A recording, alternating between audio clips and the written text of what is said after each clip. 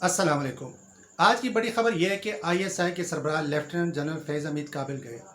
वो काबुल क्यों गए, उनका वहाँ जाने का असल मकसद क्या था, क्या तालिबान मुश्किल में पड़ गए हैं और हुकूमत साजी के लिए उन्हें पाकिस्तान की ज़रूरत पड़ गई है। इस सब पर बात करते हैं, लेकिन उससे पहले अमेरिका और उन तहजीब याफ्ता ममालिक का जिक्र करते हैं जिन्होंने अफगानिस्तान को उधेड़ कर रख दिया। सदर जो बाइडन कहते हैं कि हमें 2977 बेगुनाह अफराद के ख़ानदानों के दर्द को नहीं भूलना चाहिए।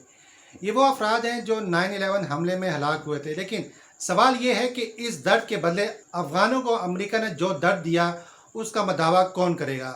मैंने अपने गुज़िश्ता ब्लॉग में कहा था कि अफगानिस्तान की जंग अमेरिका ने जीत ली है, तो बहुत ने हैरानी से पूछा कि ये आप क्या कह रहे हैं। मैंने उनसे कहा कि अमेरिका के 9/11 में तकरीबन 3000 शहरी जान से गए थे। इसके बदले में अमेरिका ने गुज़िश्ता 20 साल में अफगानिस्तान को 3000 साल पीछे धकेल दिया। इस जंग में अमेरिका के 2400 फौजी मारे गए, लेकिन उसने 50,000 अफगानों को शहीद किया, 50,000 तालिबान को मौत के घाट उतारा। इस जंग में 66,000 अफगान फौजी भी मारे गए, तो कौन फ़ायदे में रहा।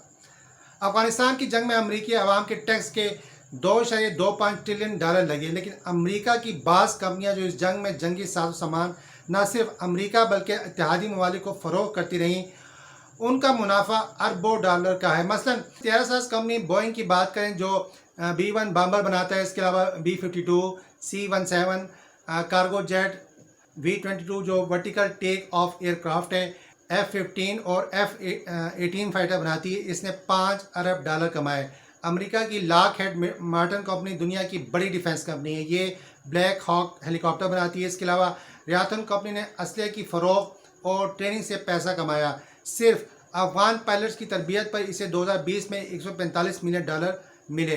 इस कंपनी ने $24 बिलियन के वेपन सेल किए, जिससे इसको तकरीबन $2 अरब का मुनाफा हुआ। जनरल डायमैक्स कंपनी एयर स्पेस और डिफेंस टेक्नोलॉजी से मुतलिक काम करती है। अमेरिका ने ड्रोन से मुतलिक इस कंपनी की खिदमात हासिल की और अरबों डॉलर दिए।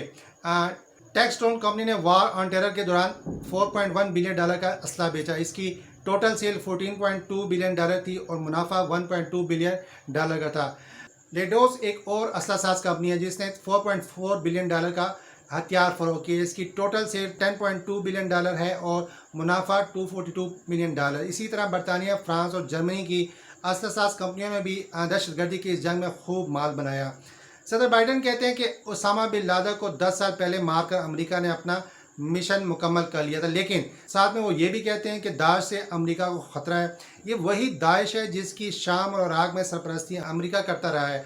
अब ISIS खुरासान के नाम से ये अफगानिस्तान में ऑपरेट कर रही है और इसका रिमोट कंट्रोल भी अमेरिका के हाथ में है और वो इसके ज़रिए खित्ते की सिक्योरिटी के साथ खेलेगा और फ़ायदा इस बार भी उसका ही होगा कि वो इसे असला देता रहेगा और ये मुट्ठी भर अफराद रीजन को डिस्टेबलाइज करते रहेंगे।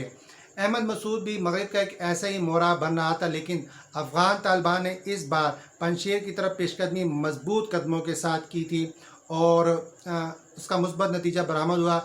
ये सारी सूरत तखरीब को ज़ाहिर करती है और अब जैसा कि मगरब का मजाज है कि वो तबाही फैलाने के बाद तामीर का ढंडोरा पीटना शुरू कर देता है। जिस तरह दूसरी जंग अजीम के बाद अजीम मार्शल प्लान का आगाज़ हुआ, आज अमेरिका ये बावर कराने की कोशिश कर रहा है कि उससे ज़्यादा कोई हमदर्द नहीं, वो इंसानी हकूक़ का चैम्पियन है। यानी पहले ख़ुद अफ़गानिस्तान को तबाह और बर्बाद किया और अब तामीर और तरक्की की बात कर रहा है। लेकिन इस बात को भी पेश नज़र रखने की ज़रूरत है कि अमेरिका, बरतानिया और यूरोपियन यूनियन ने साफ साफ कह दिया है कि वो तालिबान की हुकूमत को तस्लीम नहीं करेंगे। सवाल ये है कि क्यों नहीं करेंगे। अगर नहीं करेंगे तो दोहा में उनसे मुज़ाकरात क्यों करते रहे, उन्हें दहशतगर्द तंजीमों की फहरिस्त से क्यों निकाला और उनको अफ़गानिस्तान की अनान इक़्तिदार क्यों सौंपने दी। या ये सिर्फ बदमाशी है कि तालिबान को वो उसी सूरत में तस्लीम करेंगे कि वो हमारी टर्म एंड कंडीशन माने। आलमी मालियाती इदारों ने अफ़गानिस्तान की इमदाद बंद कर दी है। चलें इसको तस्लीम कर भी लें तो अमेरिका को क्या ज़रूरत पड़ी थी कि वो अफ़गानिस्तान के मरकज़ी बैंक के $10 अरब फ्रीज़ कर दे। IMF ने तालिबान को $440 मिलियन के नए इमरजेंसी ज़खायर तक रसाई से रोक दिया है। क्या इन रियासतों को और इन इदारों को ये ज़ेब देता है कि वो ऐसी हरकतें करते फिरें। अफ़गान तालिबान ने अमरीकियों और दूसरे गैर मुल्की शहरियों को इनखला का मुकम्मल मौका दिया, बल्कि काबल की बरतानवी सफारतखाने में पड़ी मलका एलिज़ाबेथ के पोर्ट्रेट तक की हिफाजत का ज़िम्मा लिया। वहाँ ये मुहज़्ज़म ममालिक तालिबान की हुकूमत को तस्लीम ना करने की बात करें। ऐसे में क्या होगा? अफ़गानिस्तान जो इंसानी बहरान की तरफ बढ़ रहा है, खुराक के मसाइल पैदा होने का खदशा भी है वहाँ पर अफ़गानिस्तान की आइंदा की हुकूमत कैसे चलेगी? क्योंकि अशरफ गनी की हुकूमत में अफ़गानिस्तान की ये हालत हो गई थी कि जीडीपी के 40% के बराबर गैर मुल्की इमदाद मिलती थी। माजी करीब में जो अफ़गान अमेरिका जाता था तो बाइडन हुकूमत उसे फौरी तौर पर 2275 अमेरिकी डॉलर देती थी।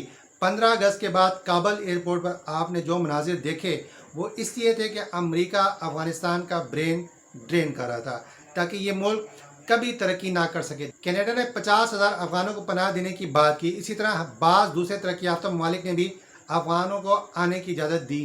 तो इसकी क्या वजह थी कि ये इस्तेमारी ममालिक अफ़गानिस्तान को इंसानी हमदर्दी की बुनियाद पर भी अच्छी तरह निचोड़ना चाह रही हैं। उधर 13 सितंबर को जिनीवा में अफ़गानिस्तान की माली इमदाद के लिए आलमी कॉन्फ्रेंस हो रही है और ये कॉन्फ्रेंस अक़वाम मुत्तहिदा के तहत हो रही है, लेकिन अमेरिका ने पहले ही कह दिया है कि वो तालिबान की हुकूमत को इमदाद नहीं देगा। वो सिर्फ NGOs के ज़रिए अफ़गानिस्तान की तामीर और तरक्की में मदद करेगा। यानी तखरीबकारी के बाद तामीरकारी में भी अपनों को नवाजने की पूरी प्लानिंग है। पहले अससास कंपनियों को नवाजा गया, अब INGOs यानी इंटरनेशनल NGOs को नवाजा जाएगा। इसे कहते हैं कि अंधा बांटे रेवड़ियाँ मुड़ दे अपनों को। और ये अंधा भी इतना सियाना है कि इसे हर तरफ सिर्फ अपना ही मफाद नज़र आता है, बाकी कुछ नज़र नहीं आता। नाज़रीन, इन हालात में चीन अगर अफ़गानिस्तान को CPEC में शामिल करता है, वहाँ भारी सरमायाकारी करने की बात करता है, तो ज़बील मुजाहिद का ये कहना दुरुस्त है कि अफ़गानिस्तान की तरक्की का मुस्तकबिल चीन के हाथ में है। अगर देखा जाए तो इस वक्त चीन वाहिद मुल्क है जो इस इलाके की हकीकी तरक्की का हकीकी मानों में ख्वाहा है। वो आलमगीरियत का ख्वाहा नहीं है, वो तरक्की की कुंजी से दिलों के दरवाजे खोलना चाहता है। इन तमाम हालात में DGISI का दौरा काबल बहुत अहम है, बहुत अहमियत रखता है और ये किसी मुल्क के आला ओहदेदार का पहला दौरा काबल है। इस दौरे में एक तो अफ़गान महाजिन से मुतलिक बात की गई, दूसरा सिक्योरिटी के इशू पर काबल के ज़िम्मेदारान से गुफ्तगू भी हुई, क्योंकि अफ़गानिस्तान में कलदम TTP और दाइश की सूरत में ऐसे नॉन स्टेट एक्टर्स हैं जो मौजूदा सूरत हाल को ख़राब कर सकते हैं और ख़राब उन्होंने किया भी है। हाल में पाकिस्तान, ईरान, चीन, रूस और तुर्की ऐसे ममालिक हैं जिनकी तालिबान सुनते भी हैं और अगर फवाद चौधरी की ज़ुबान में देखें तो तालिबान पर उनका असर रसूख तो है लेकिन उनका कंट्रोल नहीं है। ऐसे में बाज़ मुल्की और गैर मुल्की जो ये प्रोपेगेंडा कर रहे हैं कि इंटेलिजेंस चीफ का दौरा हुकूमत साजी से मुतालिक है, तो ऐसा नहीं है। हाँ, तालिबान जो शूरा निज़ाम पर यकीन रखते हैं उन्होंने अलबत्ता सियासी मुशावरत ज़रूर की होगी। माजी के बरक्स इस बार अफ़गान तालिबान का बड़ा इम्तिहान है। हम यही सुनते आ रहे हैं कि अफ़गान बाकी कौसार बाकी। अफ़गान बहुत बहादुर कौम है। अफ़गानिस्तान सुपर पावर का कब्रिस्तान है, लेकिन अफ़गानिस्तान पर नज़र डालें तो वो सिर्फ और सिर्फ अफ़गानों का कब्रिस्तान बन चुका है।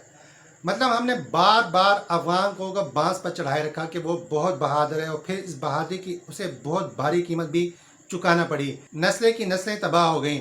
काबल क्या पूरा अफ़गानिस्तान खंडर बच चुका है, लेकिन हम फिर भी उसे बहादुर बहादुर कहकर सुपर पावर की भीड़ चढ़ाते रहते हैं। आखिर हम कब तक अफ़गानों के सीने पर बहादुरी का तमगा सजाकर उनका दिल चीरते हुए देखते रहेंगे?